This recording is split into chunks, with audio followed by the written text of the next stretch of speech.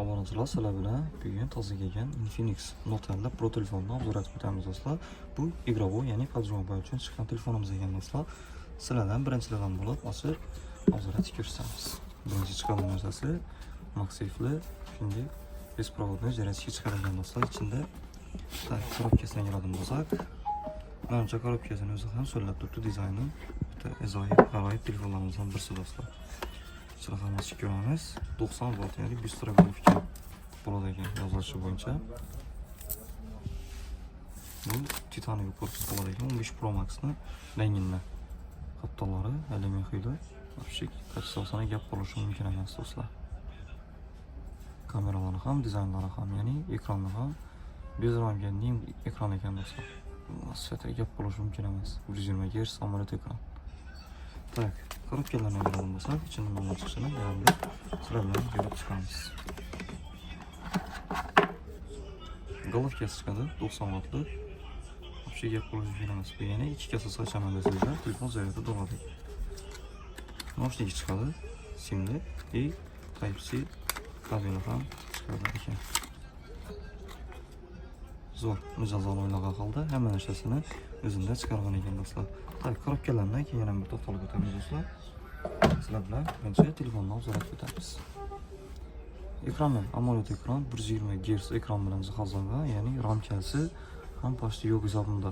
Ramkasini ko'rib turibsizlar, qora ramka, kichkinagina, ingichkagina ramka bo'ladi ekan. Orqa kamerasi, ya'ni asosiy kamera, 2x kamerasi, 0.5x kamerasi ham mavjud ekan. Spichkasi mavjud. Burada yana bir turadi. LED lampochkasi ham bor ekan do'stlar. Bu kamerasi 32 megapiksel, arka kamerasi 50 megapikselni tashkil etadi. Prosessori Helio G100 prosessori bilan jihozlangan. PUBG Mobile deysizlarmi, Assault 9 deysizlarmi, Free Fire deysizlarmi, hamma narsasini o'ylanmasdan, qotmasdan, qiynalmasdan ko'taradi do'stlar. Sifat bo'yicha Infinix hamma telefonni aldilab ketadi ekan bo'ladi do'stlar. PUBG Mobile uchun 60 FPS ni poddesh etib beradi.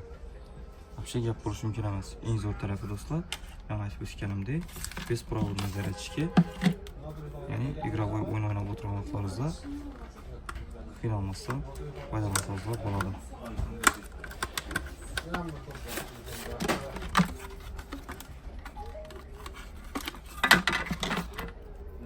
MagSafe'ni poddesh etadi. Bunda Type-C shundan ham kabel joyi bor. PUBG o'ynab o'tirgan vaqtlaringizda uzluksiz banda bilsizlar o'yin o'ynab o'tirgan vaqtimda qo'lga xalaqit beradi. Shuni diksozlar, shuni eldan olish maqsadida беспроводный зарядкani qo'shgan, ya'ni buni Type-C ulaysilar, qiynalmasdan PUBG deysizlarmi deb o'yinlarni qiynalmasdan o'ynab qolasizlar do'stlar. Gap bo'lishi mumkin emas. Ellaringizdan xolosizlar narx bilan xolosizlar muddat to'lon chiqarib beramiz do'stlar.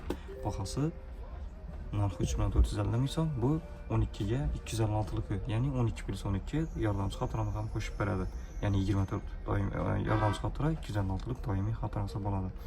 Muddatli to'lov xarid etaman desizlar, 12 ga 489 ming so'mdan boshlanish to'lovsiz xarid etkazsizlar bo'ladi do'stlar. Sizlarni G Mobile 4 G Mobile Beruniy filiallaridan kutib qolamiz. Salomat bo'linglar.